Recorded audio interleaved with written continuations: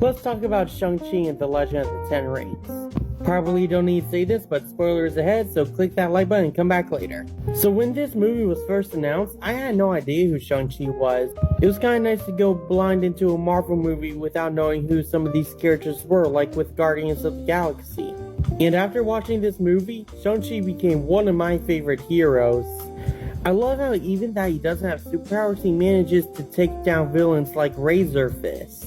My favorite character of the film has to be Katie. She's pretty much the most realistic Marvel character ever. I mean, the look on her face here is a pretty good description on what would happen if I was in a Marvel movie. One of my favorite things about this movie is the action. I love how well choreographed it is, and it feels so real. I also love how that one bamboo scene is based off one of my favorite cop movies, Rush Hour 2. I loved how well they handled the Mandarin in this film. He is so much better than the Mandarin that we got from Iron Man 3. He looks exactly like the Mandarin from the comics.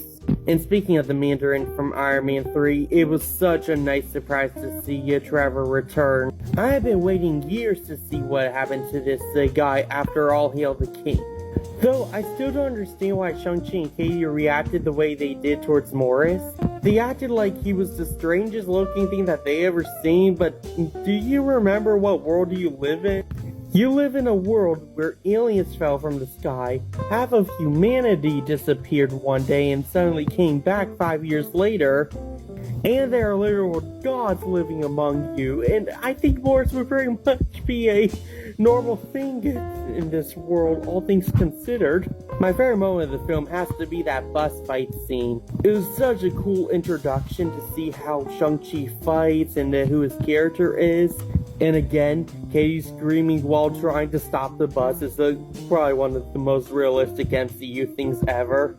I really hope to see more Shang-Chi and Katie again in the MCU soon. I give this movie a 9.7 out of 10, giving it an A+. Anyway, that's the review. Go down to those comments and tell me what you thought, and click that like and subscribe button to keep up to date with all my latest content. See ya!